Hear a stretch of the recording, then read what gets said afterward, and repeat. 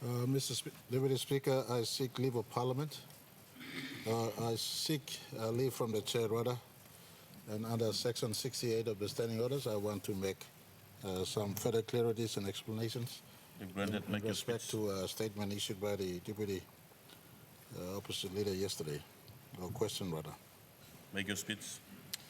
Mr. Deputy Speaker, yesterday the Deputy Opposition Leader and the member for Kiriwina Goodenough stated and restated and re-emphasized that my tribesmen and the people of Taripori causes a lot of problem in Port Moresby City, or rather all the problems in Port Moresby City. And I want to make some clarity, Mr. Deputy Speaker. But firstly, before I make these clarities, let me apologize to the rest of Papua New Guinea, including the indigenous landowners of the urban areas, and in this instance here in Port Moresby, the Motu Koita people, and to all residents of our city, that if any Tari and Pori people have caused you pain, then I, on their behalf, sincerely apologize and seek all your forgiveness. However, not all problems in this city and other parts of our country are caused by my people of Tari and Pori. For instance, yesterday when the member for Kiriwina Goodenough referred to Tari Pori causing problem a few days ago in Erima, or that part of our city, let me, Mr. Speaker, inform him and his possibly stereotyped mind that it was not caused by anyone from the Tari Pori electorate. It happened between people who are living at Erima and wildlife area, caused by a death of a person from Hulia Como. And in retaliation, another murder of a person from Eastern Highlands, more so Marawaka, took place. And the problem escalated. I cannot downplay the retaliations that should not have taken place. Nonetheless, it took place under the watch of what should be our metropolitan city command structure. Mr. Speaker, I don't blame the member for Kiriwina Goodenough. Many also have this stereotype mind that one or two people, and like in this instance, Taris, are the main cause of problems in our city.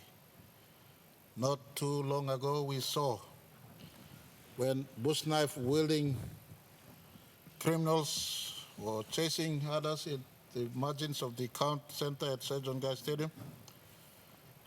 Everyone thought it was Taris causing the problem. Later, to find out it was people from some other place. But then Tari were already labeled that they were the one wielding bush knives. Mr. Speaker, I want to ask those who have this sort of stereotype mindset to come to my house in Boroko. I've been living there for the last 11 years. Or my house in Tari. I don't have my people in Taripori sitting at my gates with letters asking for free handouts. People from my electorate are economic contributors. They work and fetch for themselves. However small the work may be, whether it's a casual labor job or sitting on the market selling, they fend for themselves and they are economic contributors. They are self-sustaining people. My front gate has been empty for the last 13 years. I sympathize with some of you who are not living at your house because letters are coming to you every time. I do not receive letters from my people. They work as they have been working in the farmlands and plantations of our country. Up till today, they work to survive for themselves. And if there are anyone who break law, they're enemy to me and should be enemy to our country. And it is really the police who must get up and do the work.